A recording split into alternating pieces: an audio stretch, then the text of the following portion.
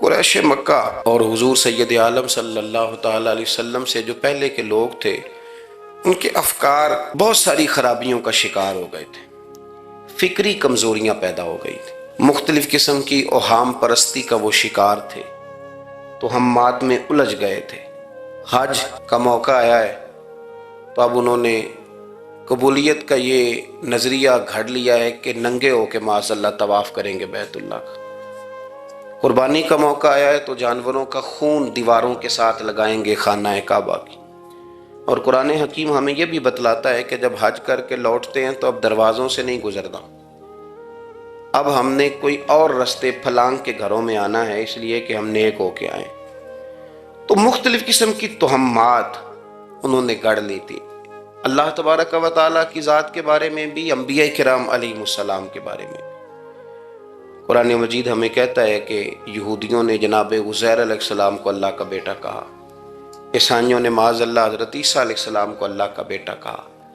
تو افکار کے اندر جب انسان کے بہت زیادہ خرابیاں آ جاتی ہیں، یعنی ایک آدمی کا ذہن بن گیا نا سارے لوگ چور ہی ہیں، تو پھر کسی سے دوستی کرنا، کسی کے ساتھ چلنا، وقت گزارنا اس کے لیے دشوار ہی نہیں محال بھی ہو جاتا ہے۔ اور اگر انسان محسوس کرنے لگتا ہے نا کہ یار نہیں ایسا نہیں ہے، یہ میرے رسول کریم کی امت ہے، اور حضور علیہ السلام نے فرمایا میری امت کبھی گمراہی پر جمع نہیں ہوگی، تو امت میں خیر ہے، ہمیں خیر کو تلاش کرنا چاہیے۔ پھر انسان آہستہ آہستہ نرم ہونے لگتا ہے، لوگوں کو گنجائش دینے لگتا ہے، اور ان کی باتوں کو، ان کی کمزوریوں پر وہ استدلال کرتا ہے کہ یہاں کمزور پڑ گئے ہوں گے، یہاں یہ مسئلہ ہو گیا ہوگا۔ وہ کسی نے کہا تھا کہ جانے کس عمر میں جائے گی یہ عادت میری، روٹھنا اس سے تو اوروں سے الجھتے پھرنا۔ کئی دفعہ یوں بھی ہوتا ہے۔ تو ہمارے ہاں افکار میں اگر حسن رہے، تازگی رہے، خوبصورتی رہے، اب بھی کچھ لوگ ایسے ہیں جو اعتدال کا رستہ چھوڑ جاتے ہیں۔ صوفیاء کی جماعت میں جب سے ملنگوں نے قدم رکھا ہے، اور بہت سارے ایسے لوگ جو کہتے ہیں کہ نہیں تمہیں نہیں پتہ بات معرفت کی ہے، تو ان لوگوں نے بھی خرابی پیدا کر دی۔ پھر اس کا نقصان یہ ہوا کہ کچھ دانشوروں نے، شعراء نے، سیاستدانوں نے معاذ اللہ یہاں تک کہنا شروع کر دیا کہ جو جس کو بھی پکارتا ہے کسی نہ کسی روپ میں اللہ کو ہی پکارتا ہے۔ افکار میلے کر دیے، بھئی اگر جس کو بھی جو پکارا جا رہا تھا تو وہ معاذ اللہ اللہ کو ہی پکارا جا رہا تھا، جس کے سامنے جو جھکتا تھا تو کوئی نہ کوئی اس کے ہاں توحید پائی ہی جاتی تھی، تو پھر اللہ کے رسول بتوں کے خلاف کیوں جہاد کرتے رہے؟ پھر لا الہ الا اللہ کا کیا معنی ہوا؟ تو ایک تو وہ طبقہ آیا، پھر ایک الحاد اور بے دینی کا رویہ کچھ لوگوں نے یہ بھی اختیار کیا کہ معاذ اللہ انہوں نے مسبب الاسباب کی بجائے لوگوں کو اسباب پر زیادہ توکل کرنے کا معاذ اللہ درس دیا۔ دعاؤں سے کام نہیں چلتا، خالی نعروں سے بات نہیں بنتی۔ اس کو یہاں تک لے گئے کہ اگر آج انہیں حضور کا کوئی معجزہ بتایا جائے، کسی کرامت کی بات کی جائے، اللہ تبارک و تعالیٰ کی طرف سے عطا کردہ کسی انہونی ایسی بات میں جس میں خالصتاً قدرت الہی کا دخل ہو، تو ان لوگوں کے لیے ماننا مشکل ہو جاتا ہے، کیونکہ انہوں نے زور ہی اس بات پہ دے دیا ہے۔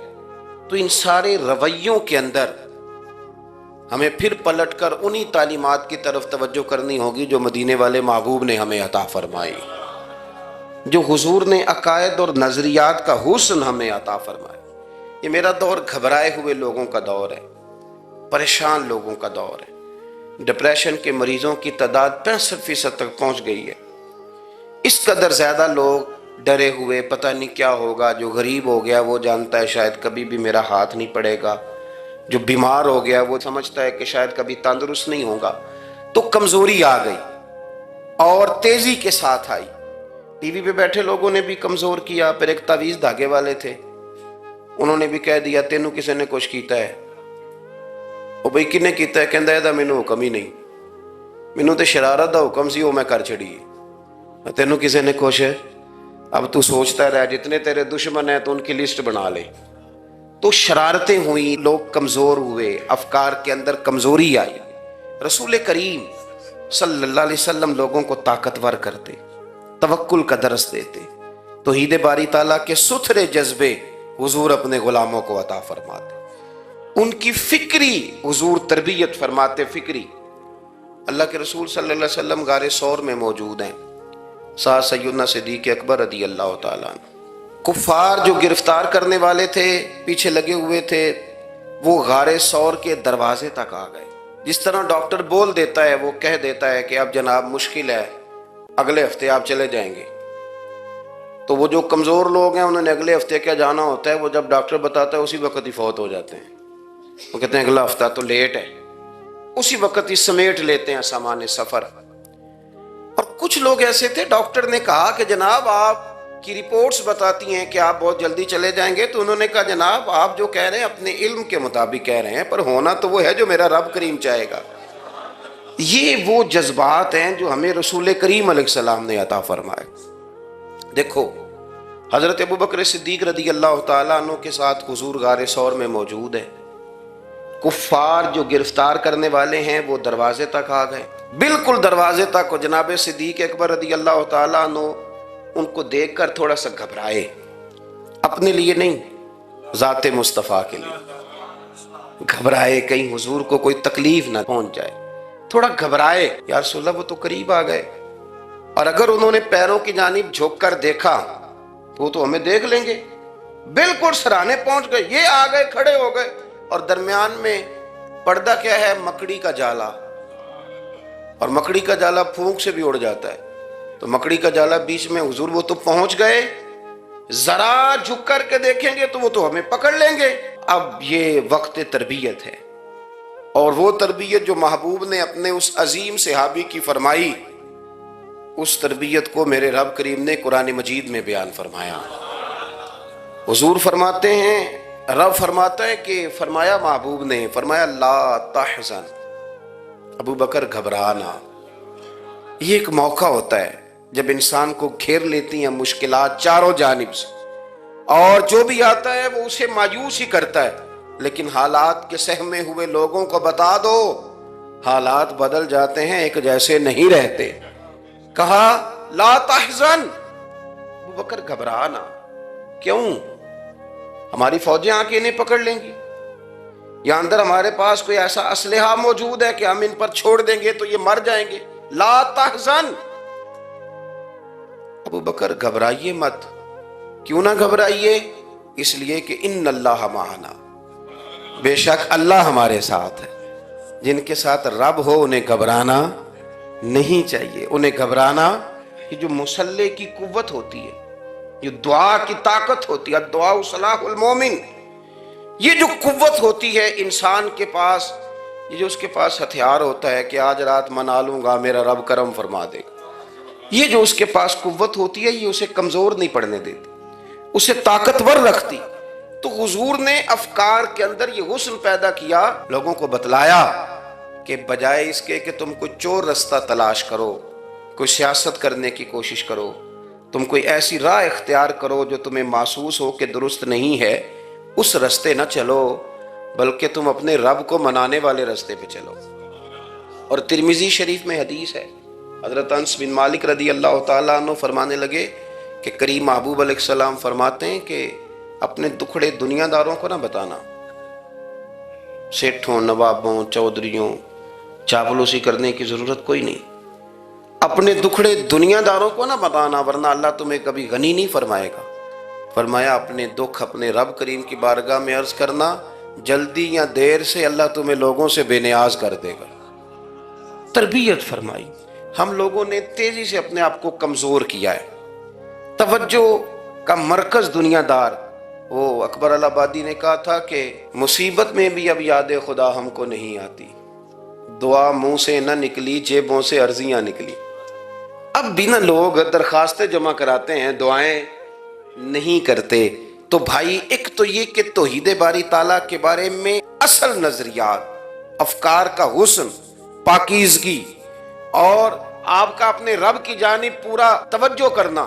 ہمارے ہاں اب تو خیر کرامتیں فیس بک پہ آتی ہیں اور لوگ اس کا سوال بھی بڑا تگڑا کر کے کرتے ہیں، اور جو بچے چھوٹے موٹے ہماری طرح طالب علم ہوتے ہیں، کچھ کتابیں پڑھنے والے دین کے، وہ کئی دفعہ الجھ جاتے ہیں کہ اب اس کو ٹیلی کیسے کریں، ساتھ کیسے جوڑیں۔ ایسی کرامتیں اور کرامت بیان کرنا بھی لوگوں نے ذمہ داری سمجھ لیا ہے، حالانکہ جڑے محرم راز حقیقت دے وہ تے راز حقیقت کھول دے ہی نہیں.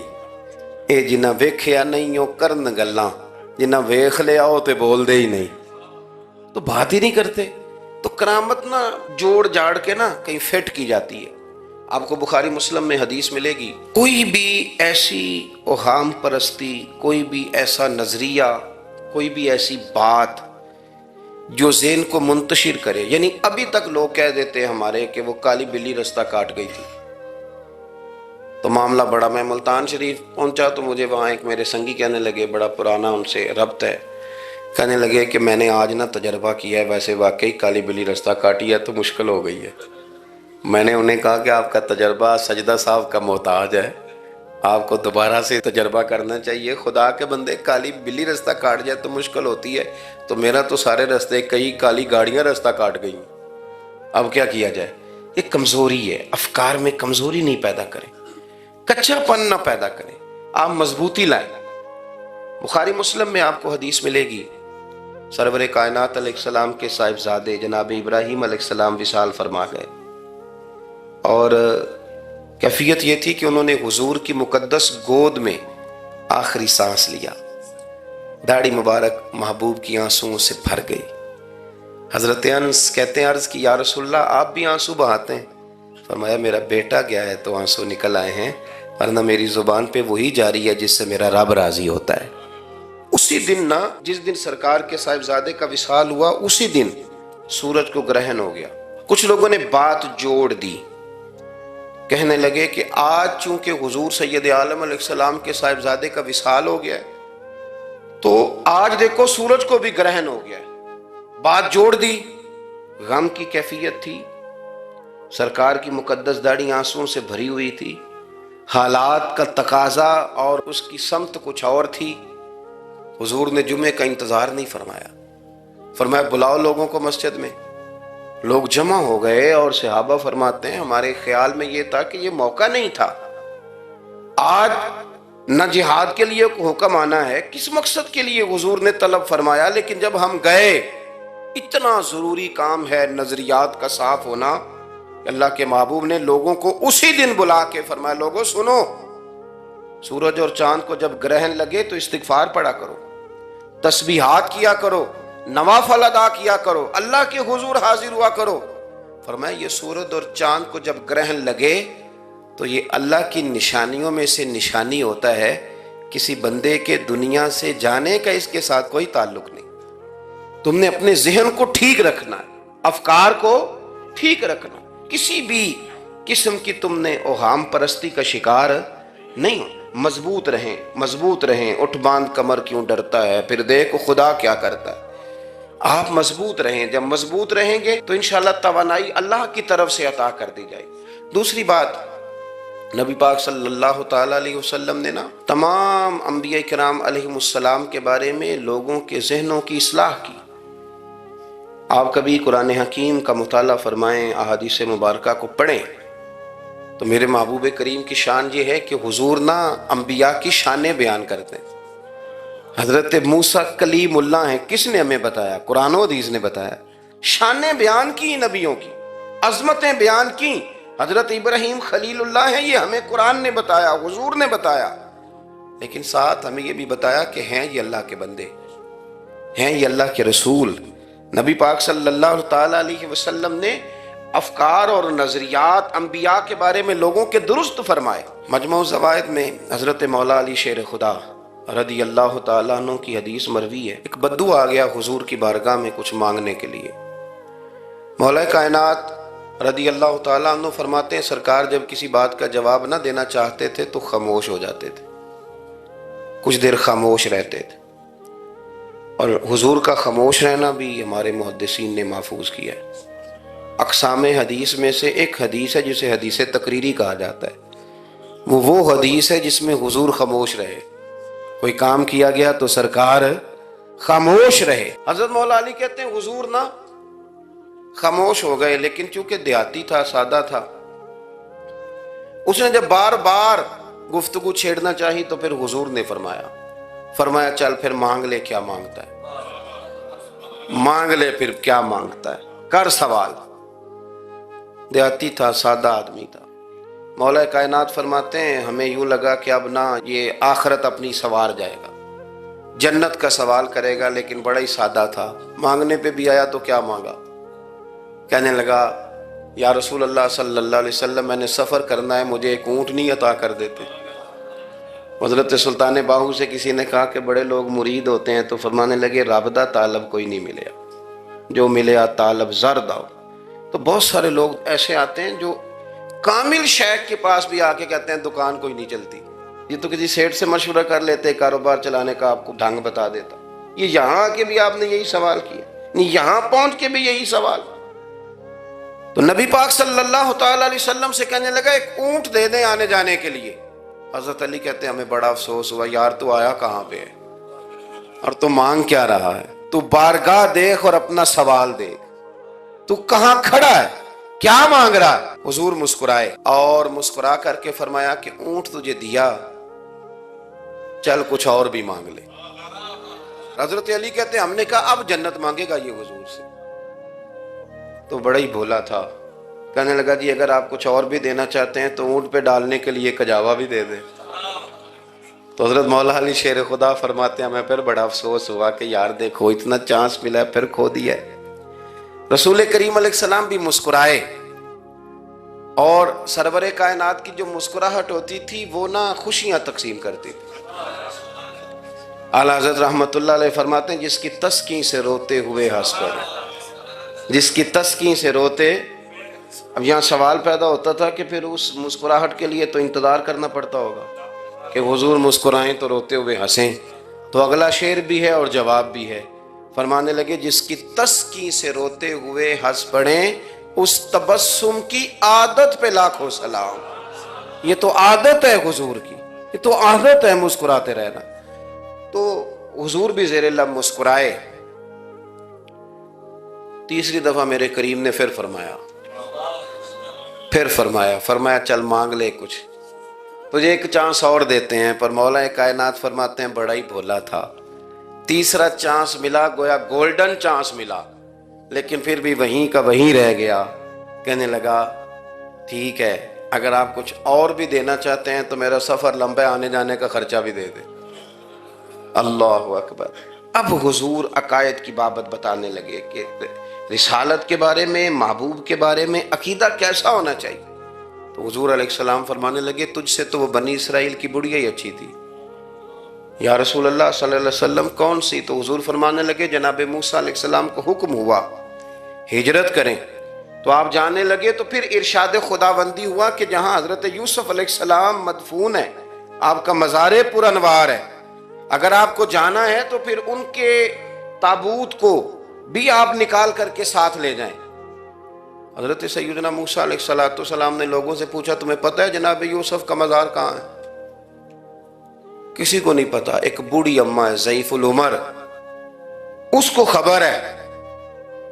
حضرت موسیٰ علیہ السلام نے اس سے کہا اماں تو بتائے گی کہ حضرت یوسف کا مزار کہاں ہے؟ تو کہنے لگی بتاؤں گی پر مفت نہیں بتاؤں گی۔ یہ حضور بیان کر رہے ہیں، بتاؤں گی پر فری میں نہیں بتاؤں گی، میں نا مفت تھوڑی بتاؤں گی۔ فرمایا چل تو اپنی قیمت بتا بتانے کی۔ تو کہنے لگی میں اس شرط پہ جناب یوسف کے مزار کا پتہ بتاؤں گی کہ آپ مجھے جنت میں وہ والا گھر دیں گے جس کے پڑوسی جناب موسیٰ علیہ السلام ہو۔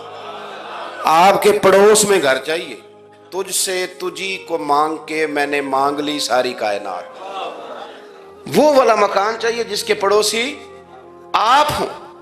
تو حضرت موسیٰ کلیم فرمانے لگے اماں چل جنت مانگ، تو نبیوں کے قریب مکان مانگ رہی ہے، وہ تو بڑا اونچا درجہ ہوگا، تو بڑی دور پہنچ گئی، اتنی بڑی سوسائٹی میں پلاٹ مانگ لیے، وہاں پہنچ گئی۔ تو بوڑھی کہنے لگی ٹھیک ہے پھر اگر یہ معاملہ ہے تو پھر ختم ہو گئی بات، اگر آپ نہیں بتاتے تو جائے میں بھی نہیں پتہ بتاتی۔ جب وہ اڑ گئی، ٹھہر گئی، اور اڑی بھی کس طرح، یہ بھی میرے اللہ کی توفیق، میری طلب بھی تو تیرے کرم کا صدقہ ہے، میری طلب بھی تو تیرے کرم کا صدقہ ہے، یہ پاؤں اٹھتے نہیں بلکہ یہ اٹھائے جاتے ہیں۔ تو وہ کہنے لگی میں نہیں پھر بتاتی، آپ کسی اور سے پوچھ لیں۔ جناب موسیٰ خاموش ہوئے تو ارشاد خداوندی ہوا کلیم اپنے پڑوس میں مکان دینے کا وعدہ آپ کر لیں اور مکان انہیں میں عطا کر دوں گا۔ تو حضور سید عالم صلی اللہ تعالی علیہ وسلم نے اس بدو کی موجودگی میں تربیت فرمائی صحابہ کی، یہ چیزیں بھی حضور نے عطا فرمائی۔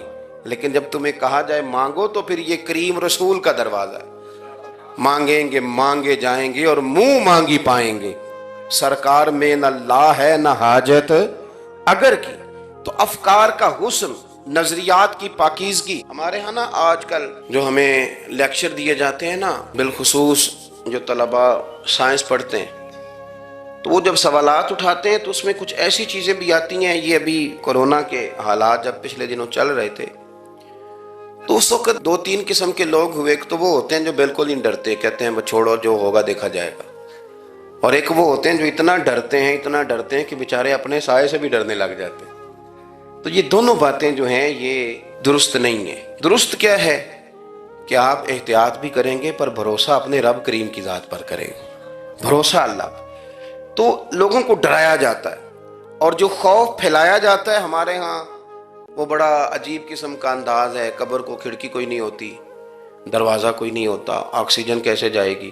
یا آپ کبھی ٹویٹر پر مختلف بڑے لوگوں کے پیغامات دیکھیں تو موت کے بارے میں جب وہ چیزیں شیئر کرتے ہیں تو عجیب سا رنگ اس کا محسوس ہوتا ہے کہ اللہ جانے یہ بیچارہ کہاں کھڑا ہو گیا ہے، اور خوف، اور لوگ اس کا ذہن بنا کے ڈرتے ہیں۔ ڈرنا چاہیے، ضرور ڈرنا چاہیے، لیکن ایک بات یاد رکھیں، حضرت مولا علی فرمایا کرتے تھے کہ ڈرنا تو اپنے اعمال سے چاہیے اور ان کو درست کرنا چاہیے۔ ڈرنا تو اس چیز سے چاہیے کہ کیا ہم نے وہ رستہ اختیار کیا ہے جو قبر کو بالکل تنگ کر دے گا، جو جہنم کے گڑھوں میں سے گڑھا بنا دے گا؟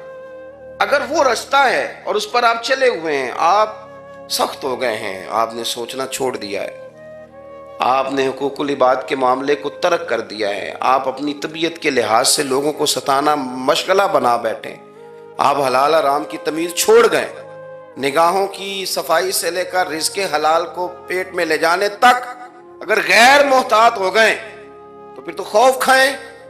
لیکن یہاں ان نظریات کی بابت جو حضور نے ہماری تربیت فرمائی، تو حضور نے ہمیں یہ نہیں فرمایا کہ میرا مومن ہو تو تم اسے کھڈے میں چھوڑ آؤ گے، ہو زندگی تقوی اور محتاط رہ کر گزارنے والا اور تم اسے کھڈے میں چھوڑ آؤ، یہ نہیں ہے۔ بلکہ فرمایا جو میرے مومن کی قبر ہوتی ہے روضۃ من ریاض الجنہ، وہ تم اسے نہ کھڈے میں نہیں چھوڑ کے آئے، باغ میں چھوڑ کے آئے ہو۔ آپ باغ کا تصور کریں پھر قبر کو سوچیں، نہیں باغ میں چھوڑ کے، اور باغ بھی معمولی نہیں، جنت کے باغوں میں سے باغ، جنت کی کیاریوں میں سے، روضۃ من ریاض الجنہ۔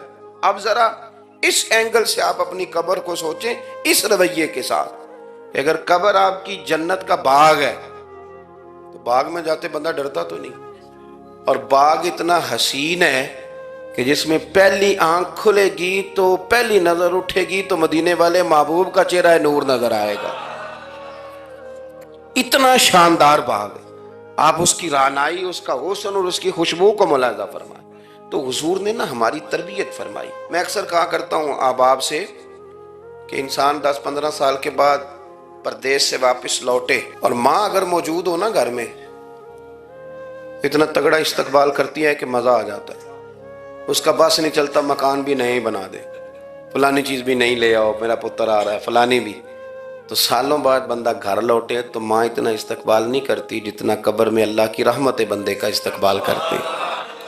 اس لیے جب یہ سوچ بن گئی تھی نا صحابہ کی حصول جنت کی، تو پھر ان کو لگاؤ ہو گیا تھا، پھر دنیا کی زندگی، جاہ و جلال، مال و دولت اتنا زیادہ وقت نہیں رکھتا تھا ان کی نظر میں۔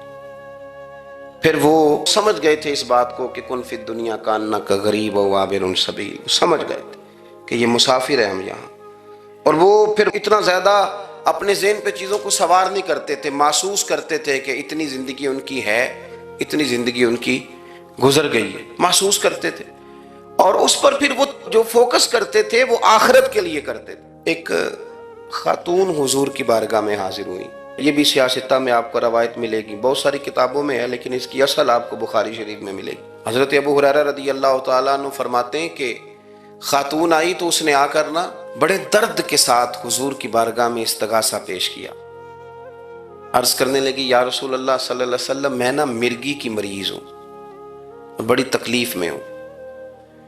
یہ جو مرگی کا مرض ہوتا ہے یہ اعصابی بھی ہے، جسمانی بھی ہے، ذہن کو کنٹرول کرتا ہے اور انسان جسمانی طور پر بھی بالکل اس وقت جب دورہ ہوتا ہے مفلوج ہو جاتا ہے، ذہنی طور پر بھی خوشی غمی آنا جانا دشوار ہو جاتا ہے انسان کے لیے۔ تو وہ خاتون عرض کرتی ہے یا رسول اللہ صلی اللہ علیہ وسلم مجھے مرگی ہے، کریم آپ دعا فرمائیں رب مجھے شفا عطا کر دے۔ حضور دعا فرما دیا کرتے، اللہ تعالیٰ نے میرے محبوب کے وجود کو ہی شفا بنایا تھا، لعاب دہن مولا علی کی آنکھوں پہ لگائیں تو رب کریم فوراً شفا عطا فرمائے۔ لیکن حضور نہ تربیت جب کرتے نہ تربیت لوگوں کے بیچ، تو پھر نظریات کو، عقائد کو، افکار کو حضور غسل دیتے، وضو کراتے۔ یہاں بھی سرکار نے صحابہ کے بیچ اس خاتون سے گفتگو فرمائی اور حضور فرمانے لگے اگر تو کہے تو میں دعا کرتا ہوں رب تجھے شفا دے دے گا۔ حضور فرمانے لگے اگر تو کہے میں دعا کرتا ہوں اللہ شفا دے گا، اور فرمایا اگر تو کرے صبر تو میرا وعدہ ہے رب بغیر حساب کتاب جنت عطا کرے گا۔ اب یہ سوچ ہے، یعنی ہمیں جب چانس ملتا ہے دنیا اور آخرت میں چیزوں کو عکس کرنے کا تو آپ نظر دوڑا لیں دائیں بائیں کہ لوگوں نے توجہات کہاں اپنی مرکوز کی ہوئی۔ حضور نے فرمایا اگر تو کہے تو رب کریم ہے وہ شفا دے گا، میں دعا کروں گا، اور اگر تو صبر کرے، مانا کیا کہ اگر تو مرگی کے ساتھ ہی گزارا کرے، اس کے ساتھ ہی وقت بتائے تو پھر رب تجھے جنت دے گا۔ یہ سمجھ لیں بات، اس پر غور کریں۔ وہ جو بیماری کو رحمت کہا گیا تو یہاں اس کا عملی مظاہرہ ہونے جا رہا ہے۔ حضور فرمانے لگے گر تو صبر کرے تو رب جنت دے گا۔ صحابہ کہتے ہیں اس بوڑھی نے 1 منٹ نہیں لگایا سوچنے کے لیے، فوراً عرض کرنے لگی، گویا عرض کرتی ہے حضور تھوڑی سی تو زندگی ہے، میں مرگی کے ساتھ ہی گزارا کر لوں گی، آپ دعا کریں رب مجھے جنت عطا کر دے، ہاں میرے لیے جنت کی دعا کر دیں۔ تو صحابہ فرماتے ہیں حضور نے دعا کر دی، گویا وعدہ ہو گیا جنت کا۔ وہ عرض کرتی ہے یا رسول اللہ صلی اللہ علیہ وسلم جب مرگی ہوتی ہے تو میرے وجود سے کپڑا ہٹ جاتا ہے، ستر کا مسئلہ بنتا ہے، اس کے لیے آپ ضرور اللہ کے حضور عرض کریں۔ تو سرکار نے دعا کر دی۔ صحابہ فرماتے ہیں کہ وہ دیر تک موجود رہیں، دیر تک، حضرت عثمان غنی کے زمانہ مبارکہ تک وہ بوڑھی موجود رہیں۔ جب بھی انہیں مرگی ہوتی تھی کپڑا اپنی جگہ پہ موجود رہتا تھا، اور جب ہم سے کوئی کسی جنتی کو دیکھنے کا سوال کرتا تھا تو ہم کہتے تھے اس بوڑھی کو دیکھ لو، اسے دنیا میں ہی حضور نے جنت کی بشارت عطا فرمائی۔ تو جو سمجھنے کی بات ہے وہ یہ ہے توحید، رسالت، قبر، حشر، اس کے بارے میں اپنے نظریات کو صاف ستھرا رکھیں۔ وقت تیزی سے بیت رہا ہے، وقت جو اپنی اس کی سپیڈ ہے اس کے ساتھ وہ گزر رہا ہے، قریب ہوتے جا رہے ہیں لوگ قبر کے، آخرت کے۔ کرنے کا کام یہ ہے کہ ہمارے نظریات وہ ہوں جو ہمیں رسول کریم نے عطا فرمائے۔ حضرت فاروق اعظم رضی اللہ تعالیٰ عنہ جیسے دلیر آدمی حضور کے مقدس وجود پر موٹے بان کی چارپائی کے نشان دیکھ کے جب روئے ہیں تو حضور نے وہاں بھی تربیت فرمائی ہے۔ فرمایا عمر کیا تم پسند نہیں کرتے کہ اللہ آخرت کی ساری شانیں ہمیں ہی عطا کرے، اور دنیا میں ہم تھوڑی سی مشکل دیکھ لیں تو ان چیزوں کو ہم نے سمجھنا ہے، یہ چیزیں ہمیں جینے میں آسانی پیدا کریں گی، ہمارے لیے مددگار ثابت ہوں گی، ہمارے افکار کو یہ تازہ رکھیں۔ پھر بہت زیادہ الجھاؤ، بہت زیادہ پریشان ہونا، بہت زیادہ ڈپریشن کا شکار ہونا، بہت زیادہ ہمارا دنیاوی معاملات کے اندر تفکر کرنا، یہ ہمیں کمزور نہیں کرے گا بلکہ ہم توانا رہیں گے۔ اللہ کے حضور دعا ہے مالک کریم کہی ہوئی باتوں کو قبولیت کا درجہ عطا فرمائے۔ دوران گفتگو جام بھول گئے، اللہ ہمارے ساتھ درگزر والا معاملہ فرمائے۔